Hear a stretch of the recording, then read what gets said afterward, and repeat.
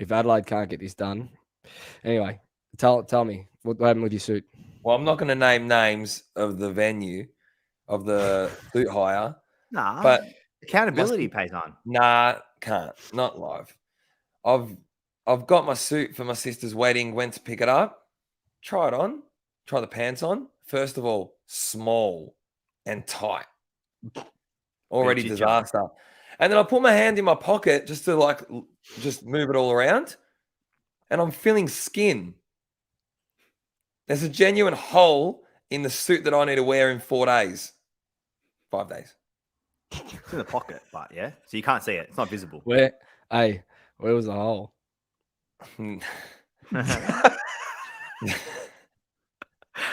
Did you draw? Let's just say you could see. Let's just say you could see jocks. 1, 2, 3, 4. I'll give no credit to this side ever. I'll give no respect to this side. John O'Rourke, honorary Blues brother, Will Hayes. Yes. Mr. Paul Sebastiani, welcome back to the show, mate. This one game is a build-up of, a year's worth of work. What did you think of his performance? And I gave my opinion. It's an opinion-based podcast, fair enough. Welcome, everyone, to episode 88 of the Almost Blues Brothers podcast, brought to you by Piota Health and Performance and proudly powered by the Blue Abroad Podcast Network and Blue Abroad YouTube channel. Boys, it's a party tonight, man. It is a fucking party in here tonight. Now, we're not saying the lid's off. That's not what we're saying at all. Don't go that far. No. But it's been far too long. 11 years since we've watched the game of footy, and every Carlton supporter was just calm. Start to finish, calm. And not even just calm. Jules, you said you were laughing at one point, bloke. When have we ever laughed at the footy? I was laughing just purely because of what Charlie Curnow was doing. It was like as if he was playing in the schoolyard against a bunch of kids. It was ridiculous. I know a time we've laughed in disbelief. When we were 100 points down against GWS and they beat us with no bench. 16 on the field. But this is a different type of happiness and laughter. Well, this is happiness. We weren't happy. Side. It was only, 4 or 5 years ago when other teams were doing this to us. So it's good to be on the other side of the, on the other side of it. This is what we're going to reflect on tonight, because at the end of the day, they were a waffle side, but we did this team that we support did everything and more that we could have asked of them. And tonight we're just gonna take a little bit of relief before another big game on Friday, just to reflect on those times as well. To go, fuck, it's about time we're on the other end of something like that. To be honest, I'm happy, but I'm not satisfied. Before we get into the footy chat, boys, as I always ask, and I have to say this at the start of every episode now, because you accused me a few weeks ago of not asking this, but as I always do, how are you? Who are you directing the question at? Whoever. I had a pretty calm weekend, obviously, considering last weekend. Probably still recovering a little bit. So, yeah, just a cool, calm one. Watched the footy at home for a change. And it was good just to sort of analyze it a little bit more, to be fair. How about you boys? I had a wedding on the weekend, boys, with a massive Carlton supporter. It's a good night when we win by 100 points and the Carlton theme song comes on with the DJ playing the Carlton theme song. So a few listeners actually were at the wedding as well. So we're all getting around the game, which is awesome. Good to speak to them. Hey, couldn't ask for anything more, man. Couldn't ask for anything more. My weekend was a bit of chaos, but I don't need to go into it. It's fine. We're good. You know what? We made it to Sunday. That's all that matters. Made it to 7 p.m. Made it to Sunday. Made it here. I'm ready to talk about the footy, man. I'm ready to talk about this football club, and I'm ready to absolutely just boast a little bit for once about how good we were on the weekend, which is nice. If you're new, welcome. If you're a new listener, new watcher, welcome. If you're returning, welcome back. If you haven't already, go follow us on Instagram at Almost Blues Brothers, on Twitter at Almost Blues Bros. And while you're here, hit that like button on the YouTube video and hit subscribe for Blue Abroad. It helps this community out immensely, and it's free. Not asking for money, just a little click of a button. That's it. Can we just thank the support of all our listeners because and I love records. Yeah. Dan, just for context for everyone, since we've started this podcast from day one of a Monday morning or a Tuesday or a Wednesday, the day after we release, I get a text message or a call. And if it's a call, there's not even a hello on the end of it.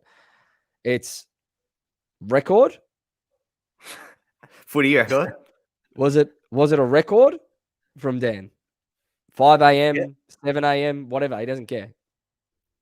And last week we had our record number of listeners. Bang. Hey, it was good. It was a good show last week. We got some feedback that we might have been a little bit too negative, but how's this? Couldn't care less. Got the reaction we wanted. Needed to be. We just told her how it was. That's it. If you don't It's like an it, opinion-based podcast.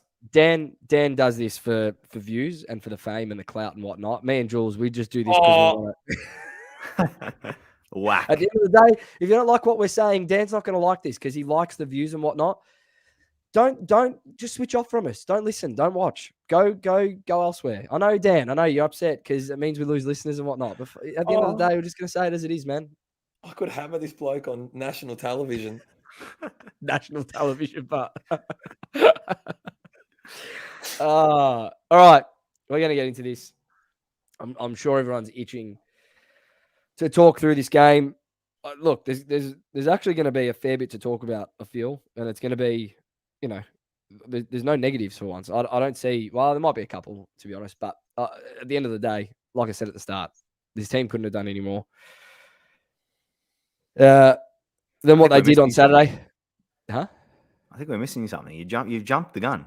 Yeah. No, I was literally about to. What I was doing was I was just loading the match report on my phone just so that I was ready to go. And as Harry Lederman said, can you get on with it? Yeah, all right, well, fucking can. Just relax. Without You need to give them what they want, boys. Without any further ado, Let's get into it.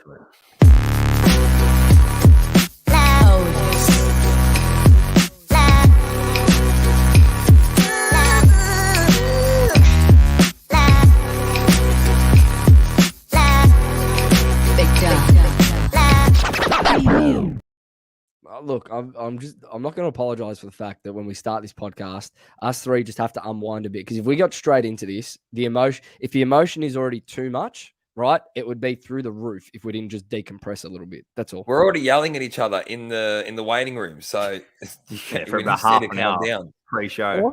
Like I said, Dan, I'm sorry, I've got to say it again. If you don't like what we do, leave, go elsewhere. Dan's gonna hate it because it's one less view. All right. Final scores were from Optus Stadium, West Coast 6-8-44 to Carlton. Oh, this is going to feel so good to say. To Carlton, 23 goals, 14, 152, 108-point winners. The goals for the Blues are 12 goal kickers on the night. Newman, Kennedy, Kemp, Honey, Hollins, Durden, Cripps, Chera, Akers, one each. McKay with 2, Silvani with 3, and King, Charlie, Curnow with 9. Probably the only disappointment on the night, really, not seeing him get 10. No injuries for the Blues. Kennedy came on as a sub in the last quarter for Adam Sard, which apparently was always going to be the case going into the game. Boys, start wherever you want, man. 9-3, Charlie Curnow, 57. Well, Charlie Curnow, 9-3, 57. West Coast Eagles, 6-8, 44. I think that's just where the game's won and lost, really. He won it off his own boot. He was. We were talking in the group chat today with Baz and Reese, and Reese put it perfectly. He goes, "Can we just all stop and reflect and just be so appreciative and grateful that we're living at the same time as Charlie Curnow and get to watch this guy do what he does week in and week out because he's a legitimate freak, man." It's where he kicks the goals from as well. Is just the one on the boundary was something stupid, ridiculous. But he did it effortlessly. The thing is, for me, it was the array of goals that he did kick.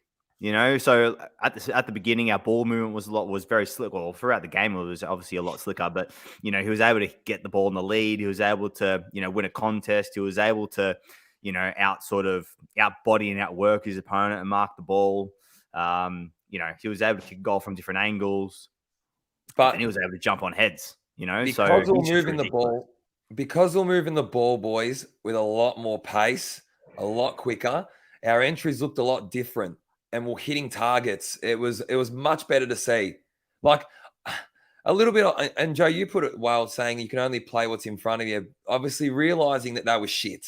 They are poor. But they were there or thereabouts until. Not as if they were going to win, but they were only up by like 20 by halftime or like midway through the second or something, Yeah. Well, they until we, worked too, really yeah. put them away. But They were physical. They brought it a little bit. Yeah, well, for half of football, maybe at least. But Maybe less, it was just good to finally see our side put our foot on the neck and just go, see you later. Honestly, we have not seen that type of ruthlessness on the scoreboard. Well, yeah, for 11 years. We haven't won by more than 60. I think that's the start. Yes? Yeah. I think West no. Coast Eagles 63, I think, last year.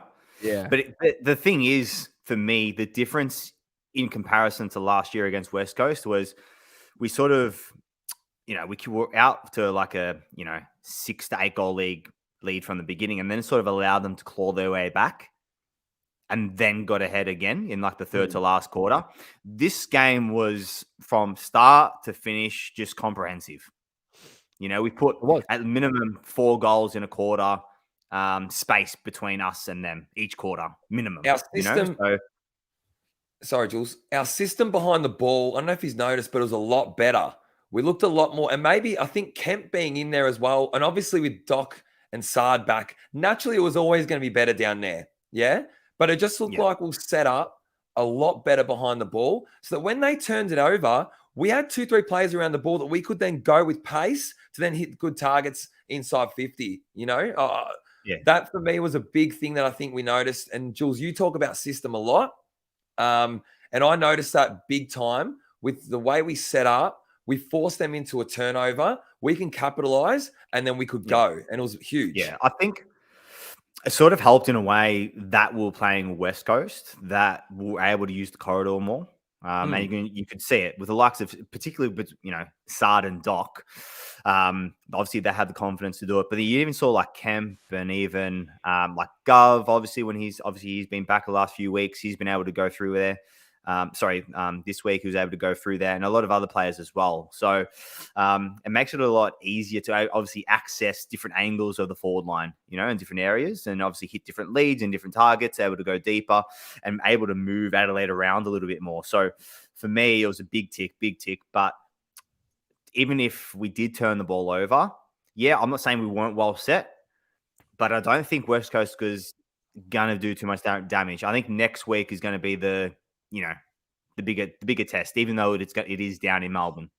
Yeah, and we'll get to next week. But as you said, and as the booze hound here, who has donated $5, thank you very much. As he said, I was waiting for them to take the foot off the gas and lose by 14 the entire third. That kind of PTSD is still instilled in us for a reason, and that's true. Like we talk about with this team that we've got some mental scars and mental barriers that we've still got to break through, and if you're not a Carlton supporter, it'll sound weird to say, but we have not done that to a team in over a decade. Like, it doesn't matter how shit the team was that we came up against. We have not been able to do that. And from start to finish, it was comprehensive. Last week, we said, all we want is a comprehensive belting of this team because it's what it needed to be. I was speaking to, I can't remember who I was talking to. I think it was Michael Maloney. He was saying, there were 3 ways that game could have gone in terms of reaction from the supporter base. If we won by 20 points, not good enough. It just wouldn't have been good enough, right? It just would have shown where we were at. If we won by 60 points, it's all right. But it probably meant that we didn't put the foot down enough at certain stages, and we allowed them, to stay in the game at certain points because any team at the moment is better than a 10-goal advantage to West Coast.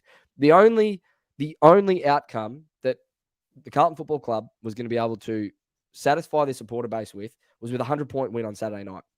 And I tell you now, Voss, that coaching staff, that playing group, they knew that. And I'll tell you why. I saw a play late in the game. Charlie Curnow, who we've been talking about, he's sitting on 9 goals. you could see how Charlie-centric the team became, right? From the 12-minute mark onwards of that last quarter, right? They were looking for him. There was a point where Voss... I'll Did get you to see that the comment, in a minute. Jules? Can you Yeah, put the I'll comment get- up, Joe? Oh, please chuck it up. This is from Darren, who was obviously at We obviously at killed the it, wedding. Jazz. Yeah, very good. Dancing machine on the dance floor. Pov loves a bit of a dance, I was, bit. I was in good form. I was in good Uh, form. as he yesterday. always is. There was a point in the last quarter where Voss actually pulled Charlie from the ground when he's sitting on 9 goals, which stunned a few supporters with about 8 minutes to go, 9 minutes to go. We were so Charlie-centric that we forgot another avenue to goal. And that move there spoke volumes to me, okay? It was something really small. It's very subtle. When I saw it, I went, they want to win by 100. They do. Like, you could see it for what it was, because it wasn't about Charlie, right? Sure, it would have been fantastic to see Charlie get his 10. He would have loved it, whatever. At the end of the day, the aim was to belt them. We kicked 9 goals in the last quarter to win by 108 points. That was the goal. And to sit there and watch that unfold, I can only say that I was proud, because that's a response from a really, really good team, right? You can say whatever you want. They're a terrible side at the moment, West Coast, they are. And every team, almost every team in the comp should be able to do that. In the past, we have not been able to do that against a side like that. We just haven't. And you could see that there was a change in mentality. There's a change in tact. There was a change in the way that we were looking to score and score quickly. Just, it was just good to see. And we're not sitting here blowing the lid off it, right? And saying we're going to win the flag from that. We're not. But it's a good Kickstarter. It's a really good Kickstarter.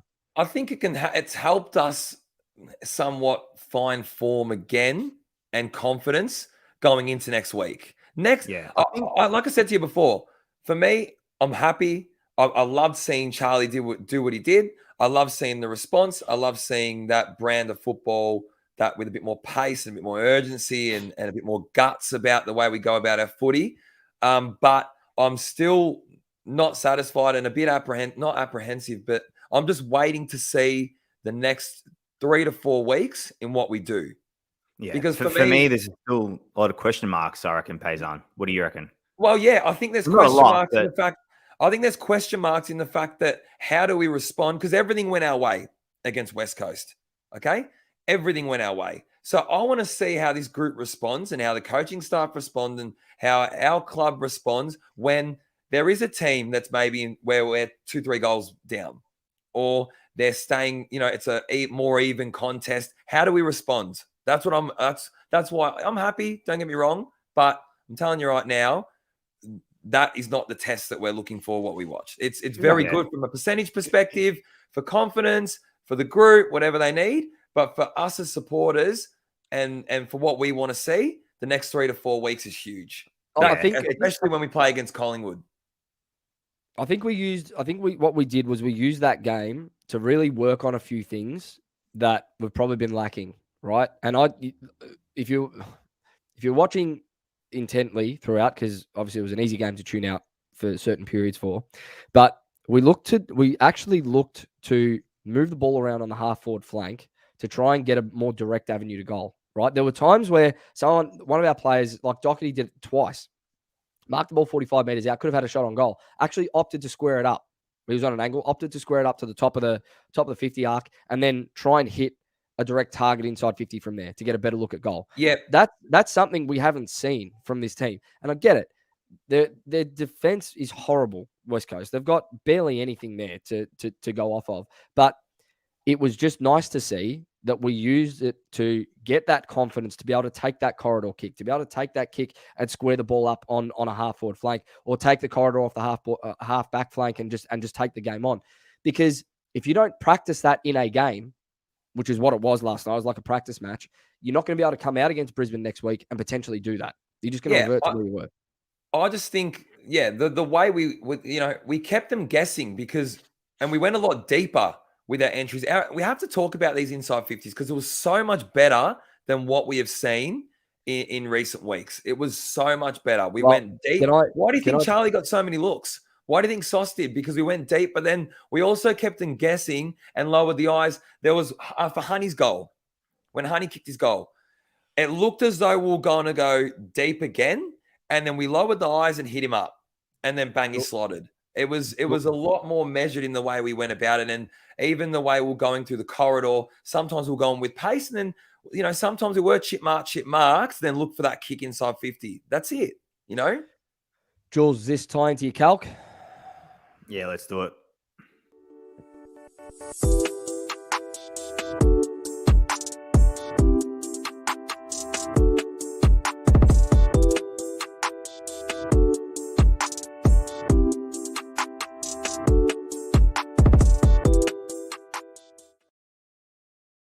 Jules, All right. Just quickly, I saw that off camera. You're allowed to have a beer tonight. You're allowed to drink on camera tonight. If there's a night, you're allowed to celebrate tonight. You don't have to. Got your Peroni there. Bloke. Don't you have your Peroni there? Yeah, just another Peroni Red. You had enough beers. If anyone knows any beer company, please let us know. Peroni Reds, love them. Joe, hello. Anyone? What? Yeah, but there's a bit of conflicting of interest, or It's not. That's our beer. It's literally. Yeah, but you can't sponsor us. That's what I'm saying. All right, go continue. You can't do anything about it. Hold on. Move it on. Jules, quickly. I know it's your segment. Now, Collingwood won by a point. All right. I don't want to talk. About it. Now listen. Scoreboard fucking Pressure. If you do not apply that at any part of the game when you were dominating, that's what happens. And that's what happened to us. Adelaide kicked 7 goals, 16. They were 3 goals, 10 in the first quarter. Fuck, that's the most important thing in the game. You got to score goals. Sorry. All right. That's simple, huh? Fuck Collingwood. Go. I'll quickly get into it. Mine sort of goes into a bit of balance, boys. So, last week against Saints, we were good inside the contest for the first half, and then sort of going into the second, well, not too bad. Still lost. I think I brought up, and there was 40 contested possessions. It wasn't really in the clearances, but in terms of the contested possessions, we did in the second half, and therefore, and also lacked a bit of ball movement, I guess, on the outside and entries inside forward 50. So there's just a number of stats that I wanted to sort of bring up, just inform the viewers and us, and have a bit of discussion on what it looked like. So we had 20 more tackles. And the reason why I'm saying 20 more tackles, because you probably wouldn't think it, considering the dominance that we had. So 20 more tackles, 170 odd more disposals, which is ridiculous numbers, and considering the amount of tackles that we had more than them. We went inside 50. Now, Joe and I, before the show, we'll have a discussion about this. We went in at 78%. 78%. Score That's efficiency per every inside 5. That's ridiculous. That's off the charts. If you go in at 55, probably 60, 65, that's like really good. If you go in at 78%, that's ridiculous. It's off the charts. So, and on top of that, we had 29 marks inside forward 50. So I feel like as if in terms of the balance, not only inside, but on the outside, we've done exceptionally. Obviously, for me, with the likes of Kemp, good inclusion, obviously takes it into mark, but his kicking ability, obviously you can see it. And he's sort of his dash, he's got it. Obviously Gov, within the last couple of weeks, Sard and Doc, you'll be able to see Doc be a little bit freed up, higher up the ground as well, which also helped. Sincotta's another one. You can see it. He's got a bit of that dash. He looked comfortable, didn't he, boys? And Volts are coming up in and around the midfield. So I feel like as if, people were saying in the media and even supporters, I guess, with leg speed, we've got it now with those inclusions. So, and I guess it's helped. You can obviously see it against West Coast. Still question marks whether we can obviously do it against the likes of Brisbane and whatnot. We'll see over the next month. What are our thoughts, boys? Well, this is where I know your stat was about the inside 50s, which is incredible, the efficiency that we're going at. But if you look at the back line, right, and the way that we're moving the ball out of the back half, again, which is hats, keep bearing that in mind. But that's as slick ball movement as we've seen from our side all year. And this is where the last couple of weeks I've been a little bit, sure, some of it's around structure, some of it's around coaching. I don't know how I want to structure this. So you look at Adam Simpson, right? Good coach. He's proved it. He's won a flag as a coach. He's a premiership coach. Under siege with the injury list at the moment, like beyond the point of salvageable, right? You can't point the finger at him. He doesn't have personnel at his disposal. The last 2 weeks, our ball movement seems to have been stifled prior to this. And you look at the outs that we've had, and Sard and Doc are the two main outs off that half back line. And a lot of us, I did it last week as well, have sat here, and I spoke to you about this during the weekend, that we sat here scratching our head going, why can't we move the ball? Well, sometimes, let's not overthink it. Sometimes it's as simple as we didn't have the ball movers. We didn't have Doc and Sard running off the back of Wiedering, Lewis Young after they taken an intercept mark, give and go. We just didn't.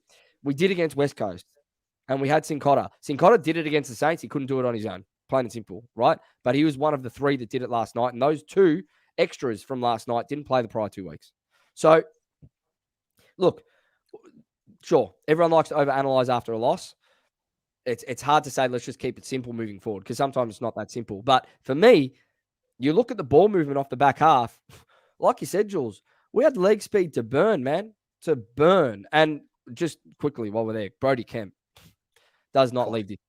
That structure of that back line is sensational. What I saw last. Well, within the first 5 minutes, he took 2 intercept marks. Not even 5 minutes. You could just see he was full of confidence, obviously having a good 3-4 games in the resi. So, and apparently he had a good summer as well. So, he probably could have been in a bit earlier, but obviously they held him back, and, it's held him in good stead. Yeah, it's been good for him. He's obviously come back really comfortably. But on that, Joe, confidence is a big thing.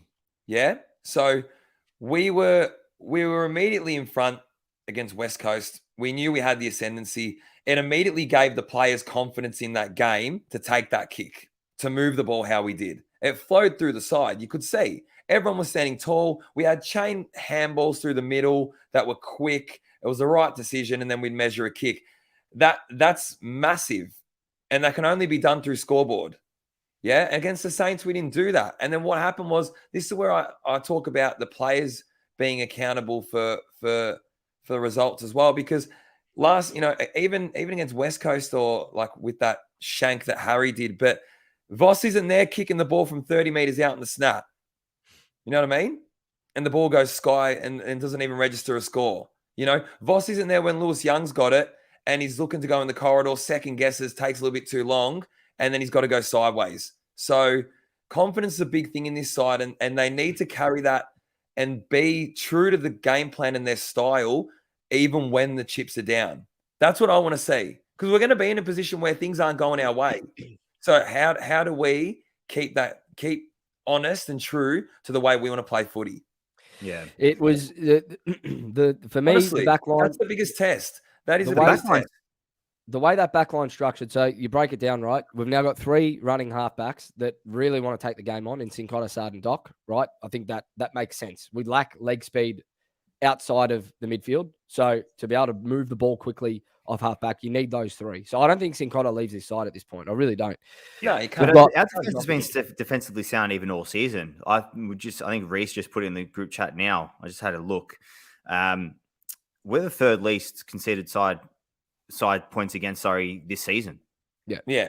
So it's just our ball movement going forward to be able to get. But we've known that. We've known that. It's just our inaccuracy in front of goal and our ball movement. Boys, as well, that we had 29 marks inside 50. That's the most we've had since 2003. There you go. 2003. Well, 29 is ridiculous too, inside 50. It's massive. But so was last week, 60 contested possessions. You know what? Half time. I'll tell you what, and that's all down to Charlie staying at home for the majority of the game. Which, how many times have we screamed for one of Harry or Charlie to just sit in the goal square? Charlie, at the end of the game, I think it was for his 9th goal or his 8th when he sat on Hearn's head, right? He started in the goal square, and they showed the replay from behind the goals. Jules, remember when Fev used to do these ones in the goal square? You go, put it on my head. Just put it on my head. I'll do the rest. And it was literally like watching Fev again. Look, we haven't seen a stay-at-home forward like that in our forward line for a long time. It was just brilliant. It was brilliant. Those 29 marks inside 50 are down to a lot of that. And this is what I'm going to say. Let me just paint this picture, right? Team selection Thursday night. A lot of people were pissed off because we dropped Kennedy for Ed. The club came out and said that was a planned move because Sard was always going to come out of the game early, right? And for whatever reason, the club's going with Kennedy off halfback. No one agrees with it. I don't agree with it. I don't want to see it, but it is what it is at this point. So we're shitty at team selection again. We get to the game. Lewis Young's the second ruck. Different. Haven't seen it. Different. JSOS, stay at home, third tall. Didn't move. I don't think he rucked outside of the forward 50 from memory. Yeah, So no. Lewis Young, second ruck. Pitto, dominating as the first ruck, right? Already a different look to the side. Then you look at our back line. 3 running halfbacks. You got Wiedering and McGovern basically and Kemp intercepting. And you got Nick Newman as your lockdown defender. With Lewis Young dropping back into the hole when he needs to from the ruck contest. You can say what you want, right? You can say what you want. You can say that it's a waffle side. You can say that it was an easy beat. That's a different look from the coaching group. Okay? Team selection, not everyone agreed with, but it was different. Yeah. And last week, all we asked for was different. We need to see something different, and it was there. So you can't be displeased. You can't be displeased at what you saw from that standpoint this week, from making changes on the fly, bringing off Charlie when he's on 9 goals because he didn't have an avenue to goal outside of him. Of course. Forcing the team to look elsewhere. And we put 3 goals on the board as soon as we brought him off. That's game day thinking. Yeah, it's easier against an easier side. But I tell you now, it's going to hold. It's good learning for the coaching staff, and it's good learnings for the players on the ground to be able to just think a little bit more on the fly next time we come up against a good side. What do we do against West Coast that worked in that last 20 minutes, whatever it was? How do we keep piling on a score? Well, I think we've been looking for a bit more, and maybe that obviously ties in, Joe, but we're looking for a bit more leadership and a bit more initiative. We are. Yeah, at times when the chips are down, that's what we're lacking. So if these type of moments and these type of calls are what brings that 100%. But I want to talk about Harry. Can we do that? Go. I just want to know your boys' thoughts about Harry, because for me, he does so many things right. But the main thing I want him to do, not enough of. Yeah, for me, he does a lot of work up the ground and he gets back and sort of bodies and makes opportunities for Charlie, especially last night. Obviously, he saw that Charlie had, the weaker opponent for majority of the night and sort of worked out that, you know what, I'm going to go high up the ground. Charlie's going to stay deeper and obviously try to get them one-on-one. You could see it. And to be fair, he does a lot of kicking around the ground as well, and it actually hits targets. So, he still kicked, 2 goals last night? 2 goals, 1. 2 goals, 1? 2 goals, 1. But, Jules, I'm looking at him from 30 meters, 35 meters out, and he's looking to pass the ball off. Like, that's got to be concerning. Does Charlie marks it?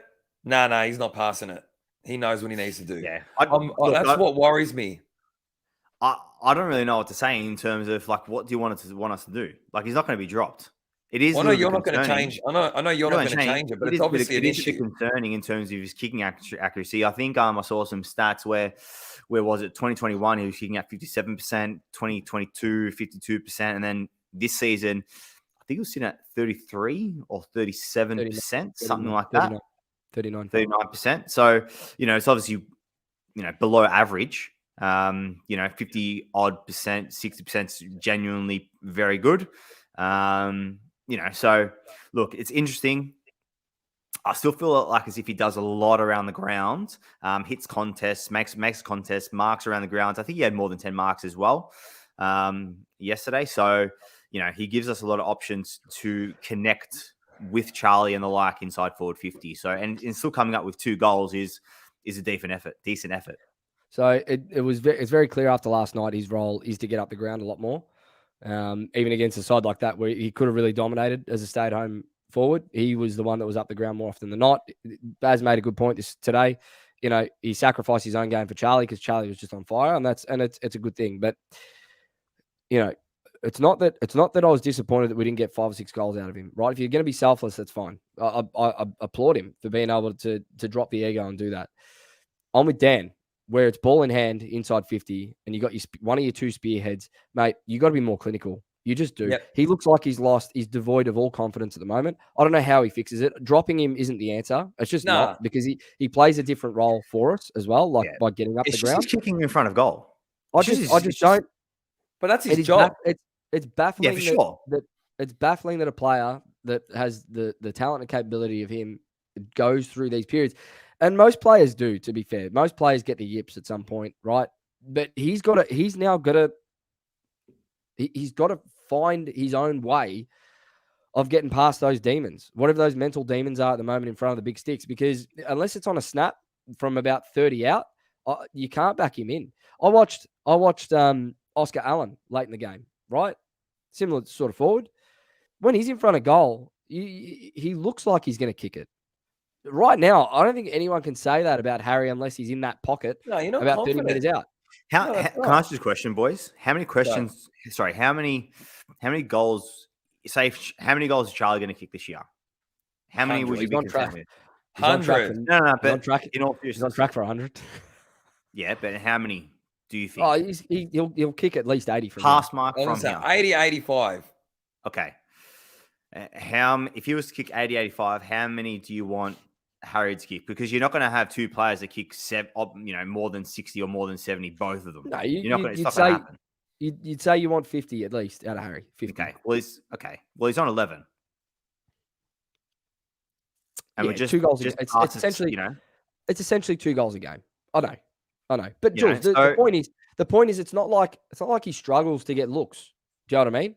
Like at the end of the day, he had 2 or 3 opportunities to kick 4 or 5, and just sprayed one completely, sprayed another one completely, and then looked to pass another one off. And it's like, mate, Boys, it's just the way. Yeah, it's just like I said to you. It's the confidence. You can see that he does not have confidence in front of goal, which just plain and simple is concerning. I'll tell you one thing that I don't think. Can you give me statules quickly while I talk? Give me a stat of tackles inside 50. Brody Marston's Ours. on fire tonight, just by the way. Ours. Find me tackles inside 50. Just this weekend. Yeah. I feel, listen, always for me is a bigger loss than what anyone thinks with the smalls and the structure of that forward line. I think we're really missing him. I think the one thing that we were lacking, we're lucky that West Coast was shit. They turned the ball over a lot more than us. Yeah. And it gave us a lot of the pill. But I'm telling you right now, our pressure with our smalls at ground level wasn't enough. That we were lacking big time. So how many do you think we had? Fuck. Joe? Hey, 10. Nah, 20. Very good. how many? No, How many? 10. How many do? How What, many do I 10? think we? We had 10. How many do I think we had? 10. I just got it right. told you. Oh, sorry. That's Yeah. shit. Well, if you didn't, but the thing is, we had 10, but we marked the ball inside 450-29, so we didn't really have to tackle. I know. You didn't have to tackle. You know? Yeah, we didn't have to tackle. I know, but it just didn't look like there was that tenacity from what we've seen from, when Motlop and Durds and Owies, all 3 of them are there together. I know that Yeah. they weren't there, but I feel like if I'm watching it, yeah, right, it was a pretty complete performance. But if I want more, that's what I wanted more of. I didn't We see definitely need more of that against the better sides, and we saw that against Geelong in round 2 when Durds, Motlop, Owies all played, and Fisher as well. To be honest, it was probably his best game for the season when they all played, and the pressure when the ball hit the deck at ground level, near or inside that forward 50, was the best. That we've had all season. So you're right. Like, for example, of round 1 against Richmond, we had 16.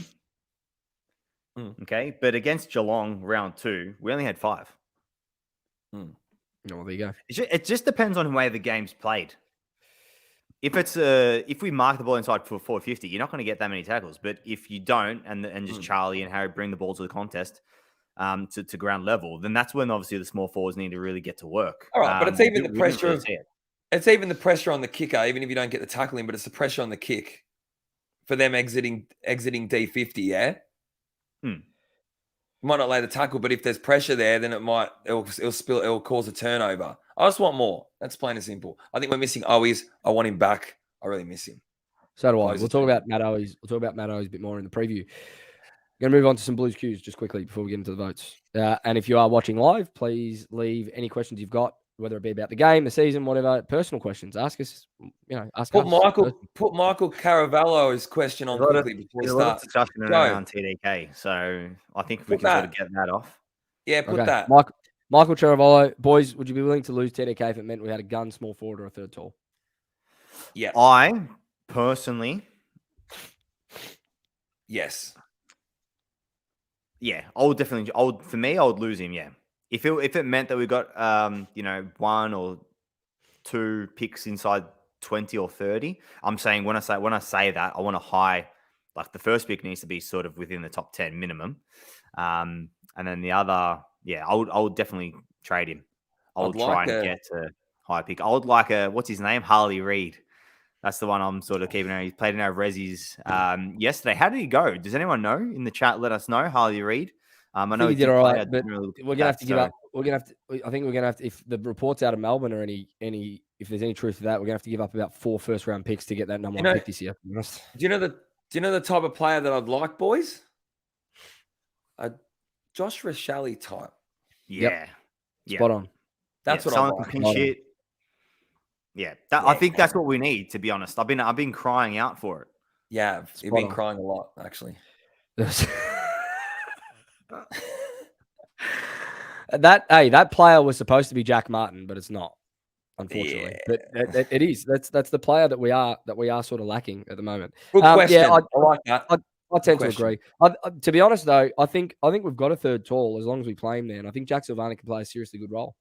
I think if you keep him in that forward line as that third tall option, as that distraction away from Charlie and Harry that defenders have to, that the third tall defender or the second defender has to worry about, I think he can play that role really well. But he's got to stay there. You can play Kemp up there if you need to. Bloke kick like sharpshooter.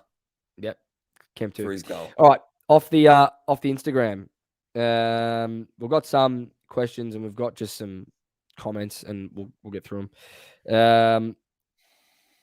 Blues AFL have said whose performance was unheralded and why was it Brodie Kemp? It was. Actually, you know what? Nick Newman, to be honest. I don't think he featured in our votes. He didn't feature in any of our votes, but he's probably a bit stiff, to be honest. But he's been brilliant all year. We said this a few weeks. He'll be 3 in the John Nichols medal this year, if not win it, to be honest. He's been rock solid. Rock solid. It's happened. Is he cutting out?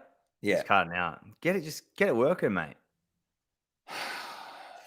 But yeah, he has been rock solid, hasn't he? I can see when it happens on my screen. Yeah. So just take over. Like I said a few weeks back, lift a bit. Just take over for me if it happens. Can it happen again? So then we can just run. Don't let it happen. Anyway, Nick Newman, top 3 in the John Nichols medal, unheralded performance from the weekend. Elias Yaka, that was the statement that we needed. Still some small issues, but we moved the ball with purpose. At Rafe Cakes, not good enough. Should have been 200 points. I've cancelled my membership. Just kidding. Old Dark Blues, Marcus Squatto from Pressure Point podcast. Easy kill that we absolutely needed. The ball movement was elite. Brendan Moon asks, can we really reproduce this against a decent side like Brisbane this week? What are your honest thoughts before we get into the preview? About Brisbane? No, just about whether or not we can reproduce that sort of ball movement and how easy we actually move the ball. It's going to be challenging. I don't see us. I mean, it's going to be very difficult to get a score like we did against West Coast. But can we see that ball movement? I reckon we can. Whether it's going to be consistent over 4 quarters is going to be a different story because we're going to be coming up against a different unit. So, but in patches, yeah. And when I say in patches, when we are dominant, that's when I want to see it and then convert our opportunities like we should have done last week against Saints. So that's what we need. We need to go in with the mindset that we will play that brand of football. I said to you before, regardless, because obviously they are going to be better opposition and they are going to try and stop us from using the corridor. But you need to keep trying. And I think against Brisbane, the contested ball is going to be the biggest thing. I think that the contested ball is going to be the biggest thing that we need to be on. Greg Whitaker in the comments, just stay tuned about Akers and Chera because they're about to get their praise when we get to the votes. I've got a question here from Jai S, which takes us back to the TDK conversation we were just having. The only downside to selling TDK is what happens if, heaven forbid, Pito goes down again. There's a ruckman out there at the moment at Port Adelaide. It's not getting the game. His name's Scott Lysette. He's a premiership ruckman, I believe, and we'd get him pretty cheap. That's the solution for me. It's what we should have done last year. Ruckmans out there. There is. It's what we should have done last year. It's what we should have done the year before. Just go get a ruckman, a second or third string ruckman from a list. It's not getting a look in that can just play a role if Pito goes down. That's it. Geelong did it. Everyone laughed. Geelong did it with Segler. They got Segler from Hawthorn. Yeah. Libbo Jr. off the Instagram again. Do you feel any sympathy for West Coast having experienced that kind of pain too many times too? No. No. No. Not at all, to be honest. No. And Brody Marston, one more. Okay, we're approaching the mid-season rookie draft. Who do you think we require? Do we have spots? I think we got one from Because Sure. we got do Sincotta we? and what's his name? I don't think we do, Joe. I don't think we do. Nah. Because might Sincotta, not. We yeah. got Sincotta and we got that other ruckman, that young ruckman, O'Keefe. the rookie. What's his name? Yeah. Yeah, So I don't O'Keefe. think we do. I think you're right. I don't know if we've got a pick. If we did, though, probably just a state player that's just got leg speed to burn, to be honest. Yeah. Like, just get someone real quick. I don't care what Yeah. their disposal is. Just get someone really, really quick. Yeah. It's You're not I think we gonna get- need you're not someone gonna for the get X a- factor. Yeah, and you're not going to get a real polished player in the mid-season draft. You No. kind of look at one attribute and you go, that's what we want. Just get someone with leg speed, just in case we need to inject them in a game where we need that sort of leg speed. All right, boys, we are moving on to the votes. Actually, haven't done this yet. Before we do,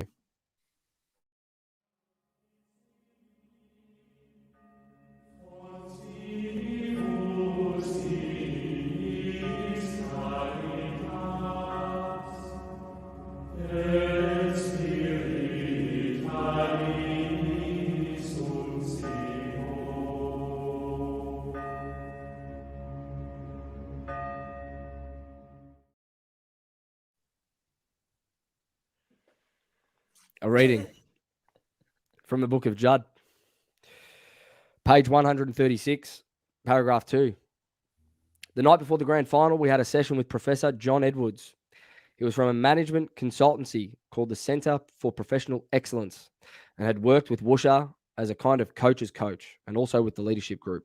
He was big on feedback, both within the group and between players and coaches. He was good for us, for Woosha, and for the club. This night, Edwards asked each of us to stand up in turn and talk about something we admired about another player in the team. I can't remember what was said about me. I can remember that Cuz jumped up and he said he held Michael Gardner in high esteem because he always played well in big games. It was an observation that would soon come back to haunt both of them. And on that, I'm just gonna say what I admire about both of you before we get into the votes. Dan, or Jules, I'll start with you. I don't know. What? You know what? You I don't even know where I'm going with this, to What be is honest. this? Jules, how's this? I admire the How'd this fact all that get lovey-dovey real Jules, quick. I admire the fact that this season on the podcast, you've really lifted your game, to be honest. Me and Dan spoke about this the other week. You've lifted your game a lot in terms of the analytics that you're bringing, and I appreciate it. And Dan, you said it before the show. You got a new haircut. You look good. I admire that. Well done. Cool. Thanks, Joe. All right. Whatever. Hey, everyone knows Booker Judge is just random every week, so get over it. We like to do it. It breaks up the show. Get over it. All right. Votes. Who wants to start? What even was that? I'm sorry. That's weird. All right. Just go. Someone start this. Yeah. thing, please. So I'll go first. I watched the game again, to be honest with you boys.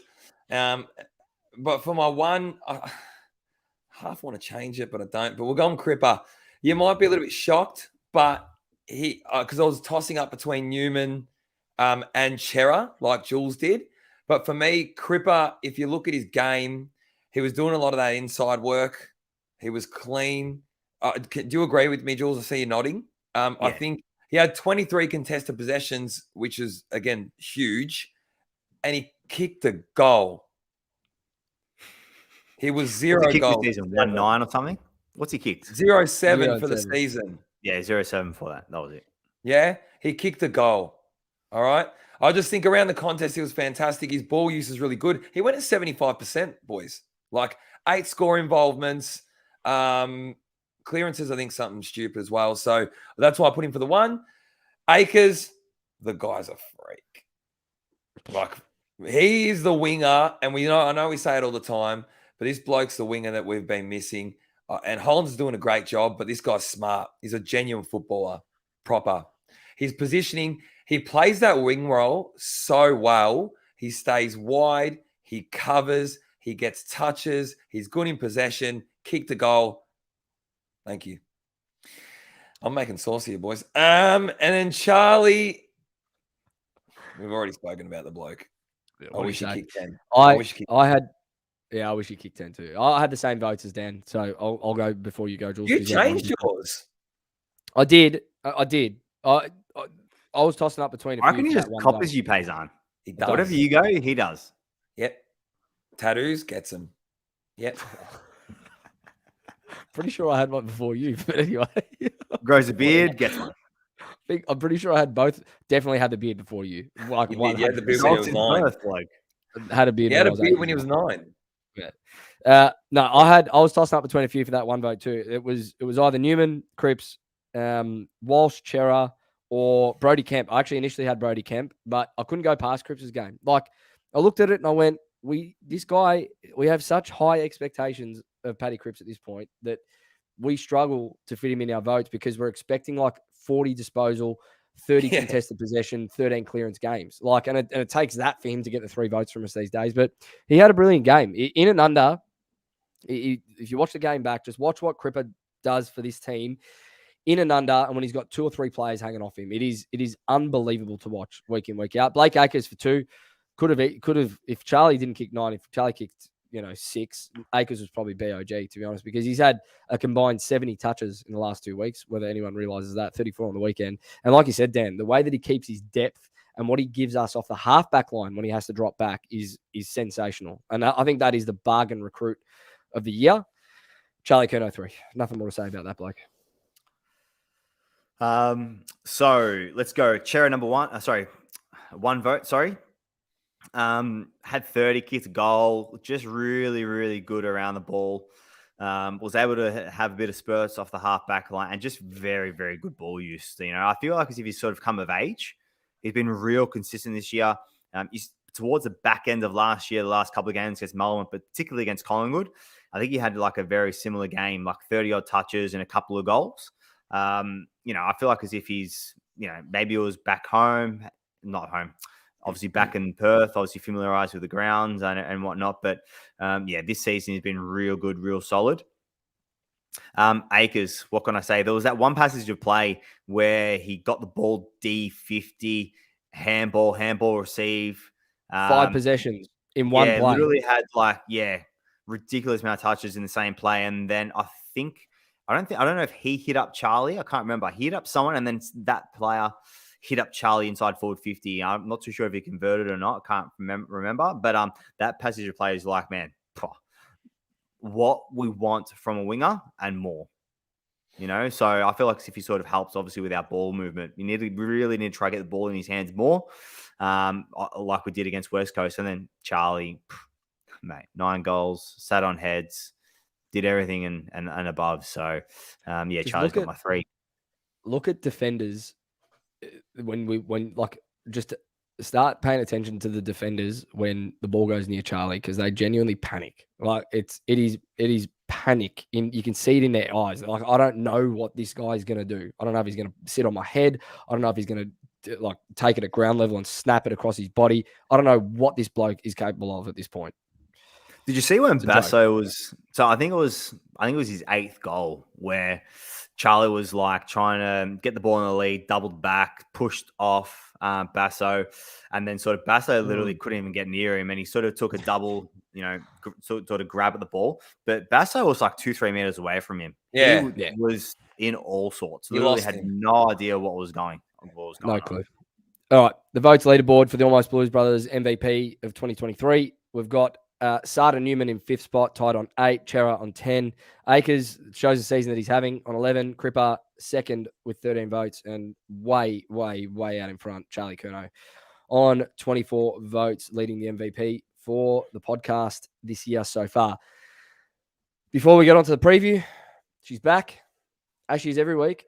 Livvy's last word. Hey everyone, it's Livvy with Livvy's last words, and this is what I thought about the game. Well, we can all say we just did amazing. We just absolutely smashed them.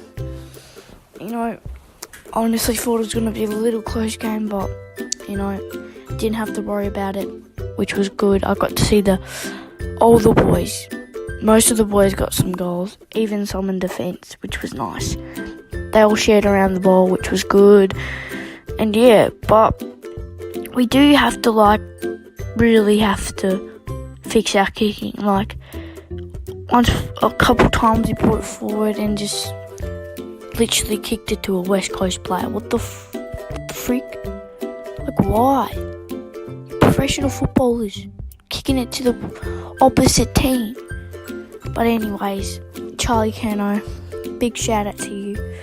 9 goals, absolutely amazing mark. Spectacular game from Charlie.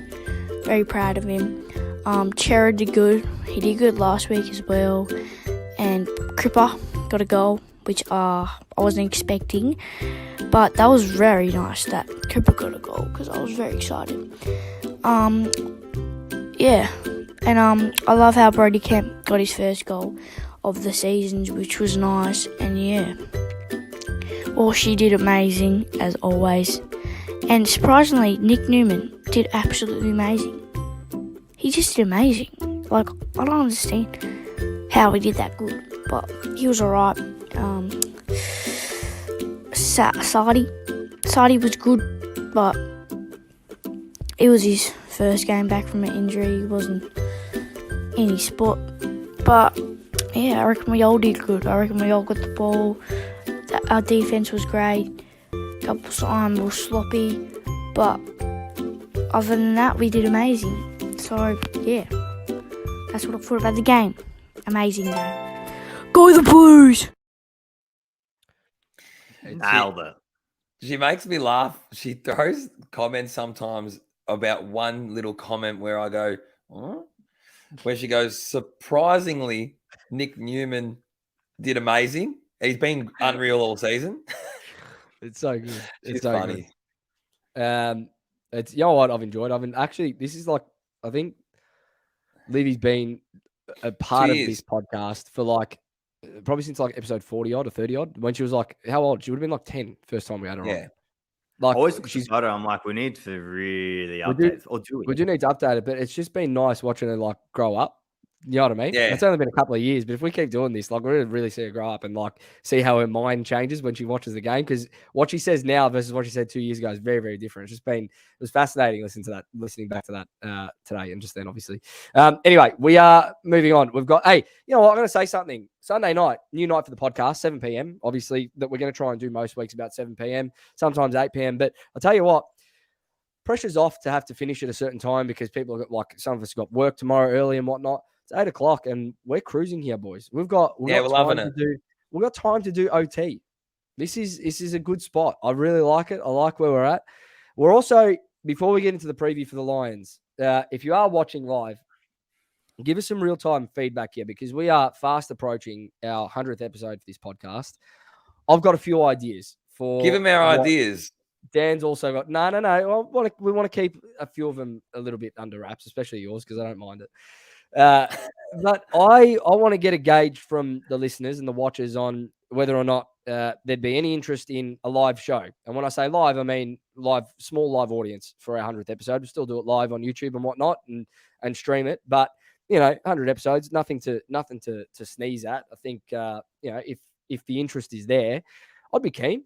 Why not? Meet a few of our listeners that we haven't met before and whatnot. So anyway, let us know. Yeah, exactly right. Brody Marston from a pub. From a pub, something like that. Great Northern. Cash. Oliver Lynch was just thinking that as well. George Stella, big thumbs up. I tell you what, boys, it's gaining legs, man. It's happening. Gaining some traction.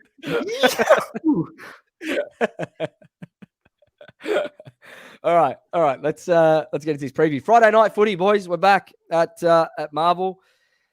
This is a very, very nice litmus test following a big win we're coming up against a good side, third on the ladder.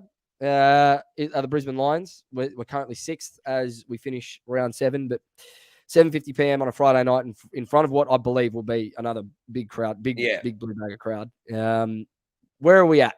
Let's just, after reflecting on what we did against West Coast, where are you boys at headspace wise going into this? I think for me, The confidence to take out of the game that was just played is huge, and very important for the playing group, for the coaching staff. Personally, Brisbane are a scoring machine at the moment. Scoring machine. I think they match up really well against us across the ground. From a contested, I looked at their stats. They had 56 clearances or something and we had 40 something.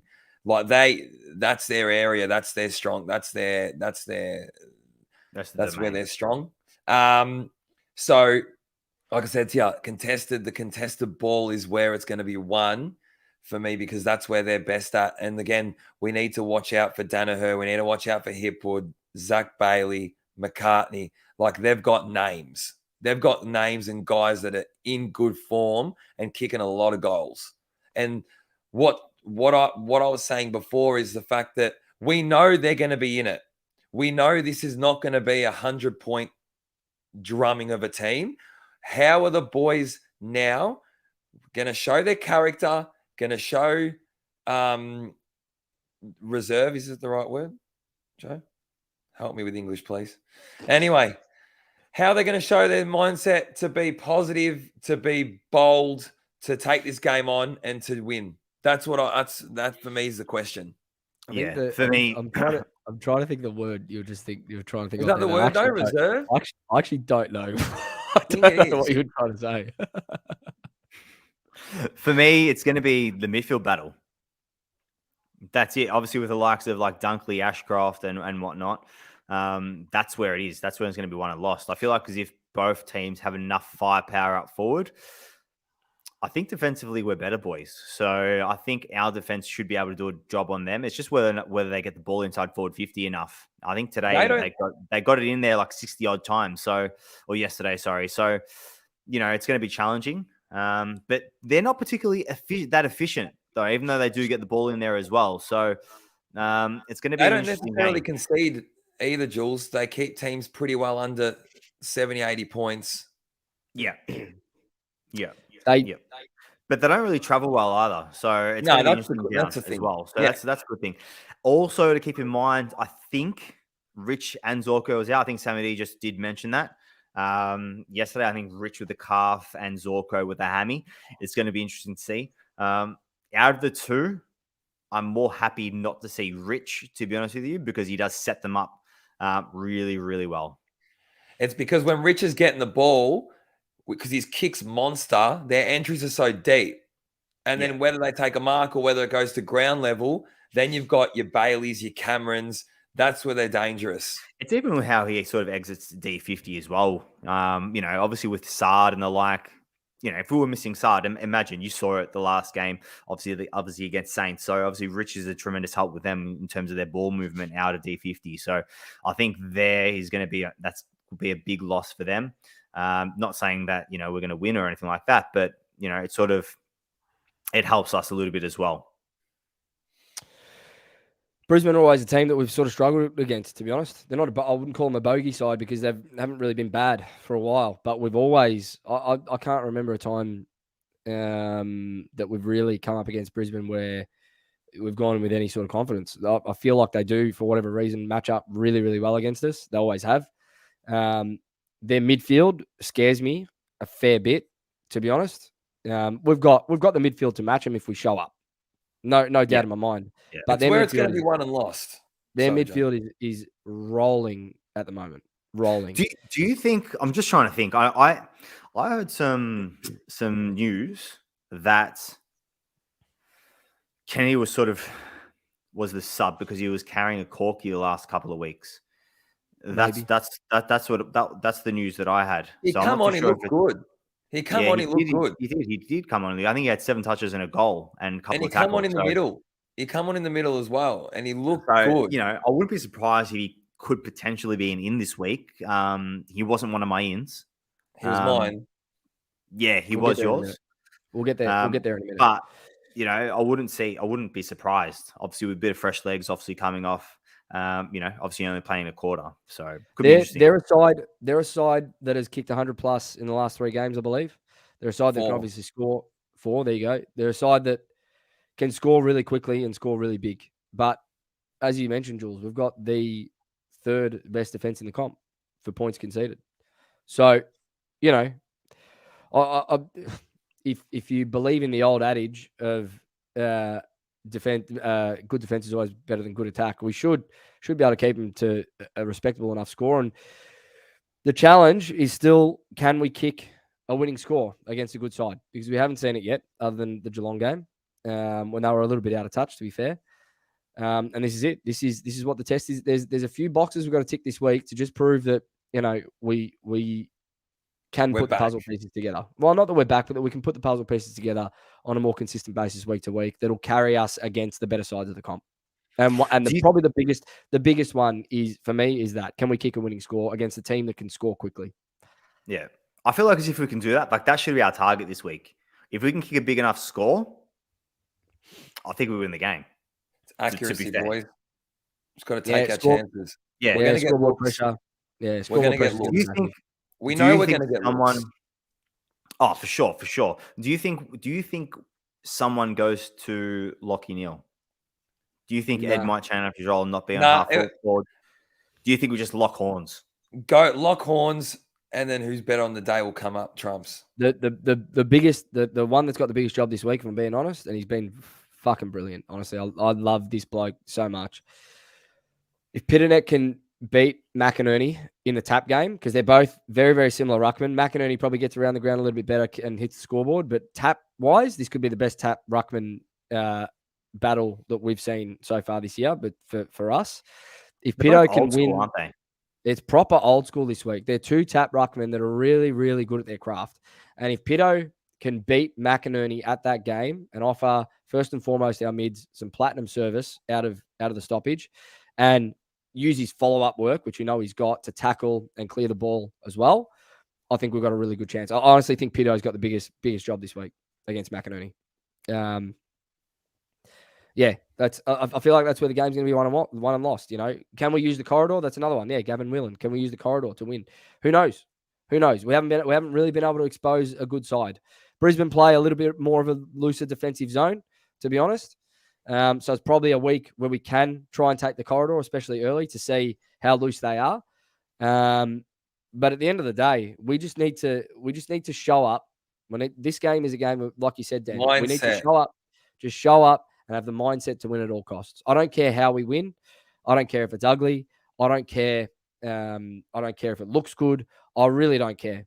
This is a really good team, and if we can beat them at all costs, it is a good sign for this group. Very good. Ins and outs. Jules, NA. Dan. Jules gone NA. I think that's the first time ever. Oh, Has anyone got an NA? Jules, Dan, not the first time Jules has been NA. Seen a lot of that NA messages. Nah, relax.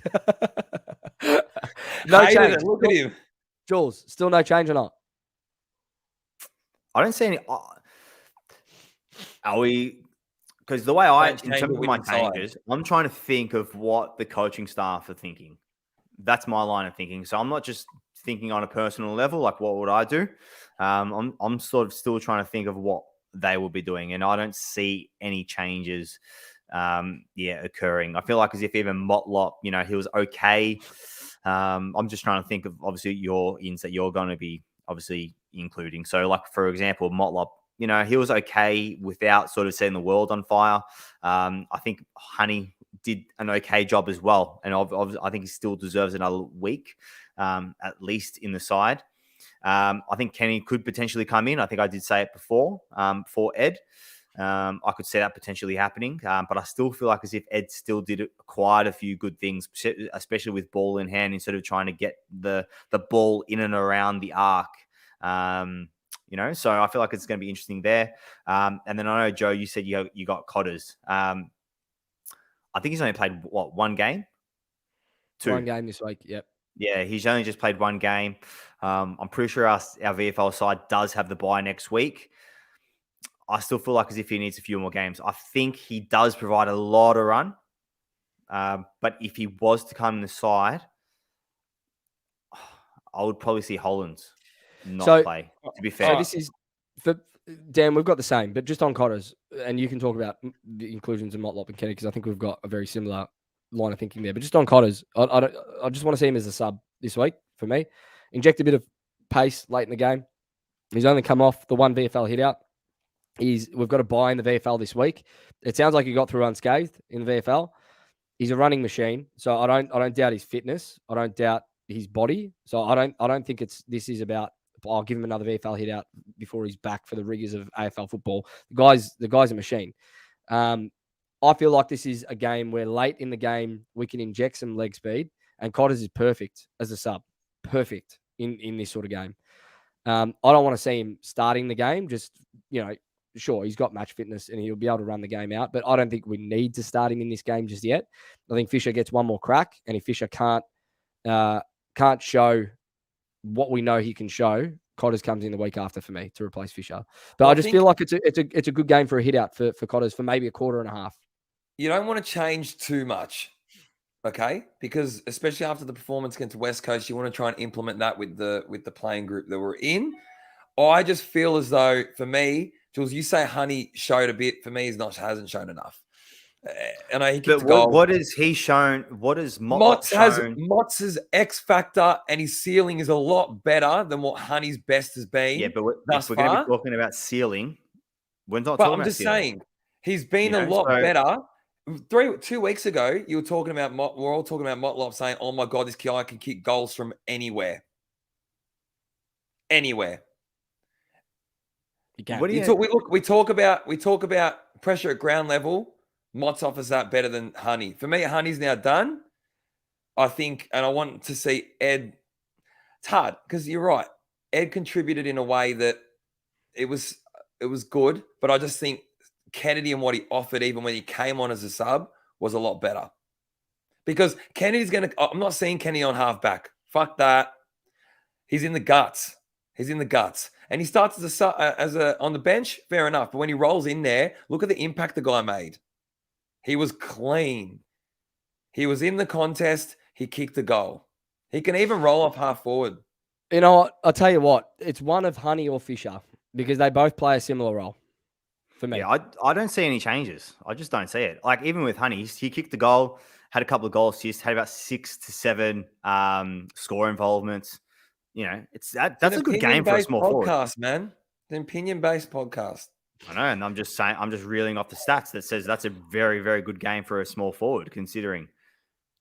He's not wrong, to be fair. It's true. That was his game. Well, what was his game against good opposition?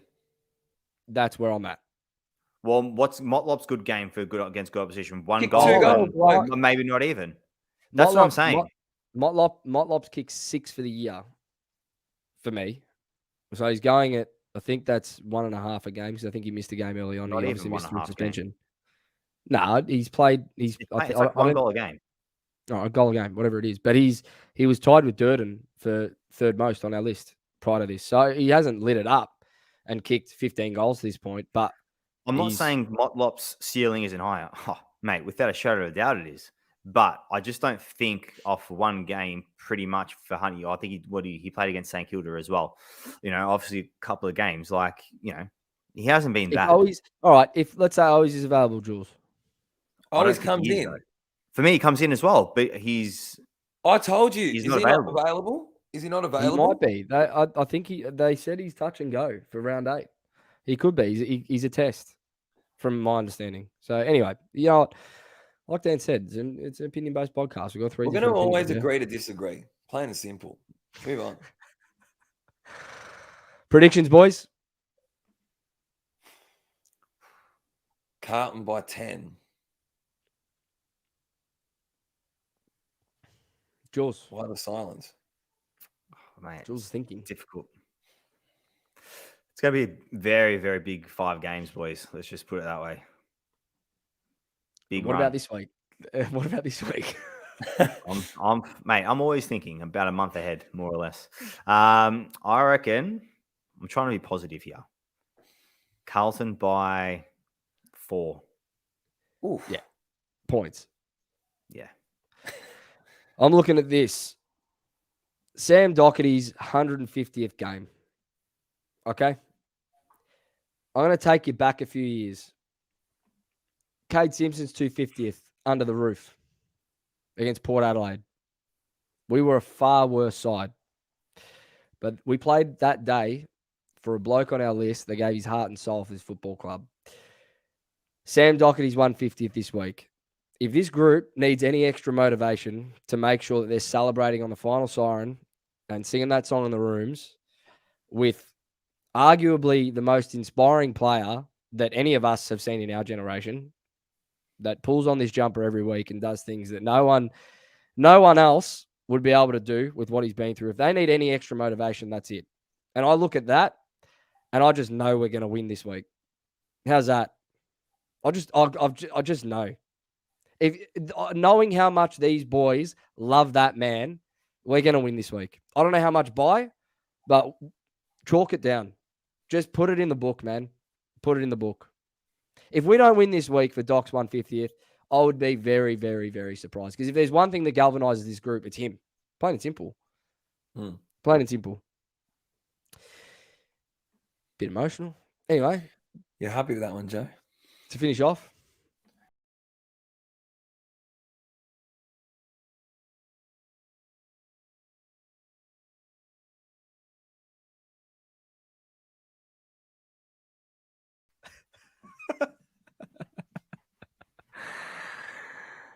Did Clarence Worley in the comments?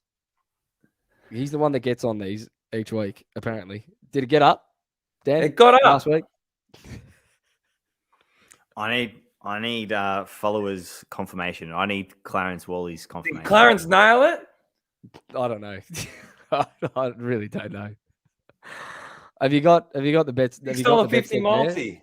Have you got it to prove it? I can't do this week because I I'm can't do this talking week. about last week. Have you got it to prove that it actually got up? Not again. I'm broke. Why did he do that? Good man. Good man. Oh, he didn't bet on it. Nah. Anyway, this week I can't do. Yeah, look, because it's a Sunday show now, Dan's going to struggle to actually get a bet slip up. But what are you thinking going into the Carlton game? Well, we'll post it, yeah? We'll post it, but what are you thinking? Yeah. All right. What about Charlie Hub of the Cameron, 2 markets, aren't goals? there? What about Charlie Cameron, 2? Is it your segment or mine? I'm just trying to give you ideas. Anyway. All right. Walsh, 30. Yep. Lock. Ashcroft, 20. Okay. Kicked goal of the year, by the way, on the weekend. I don't know if anyone's Yeah, seen nice it. goal. That was ridiculous. Ridiculous. Nice goal. Nice.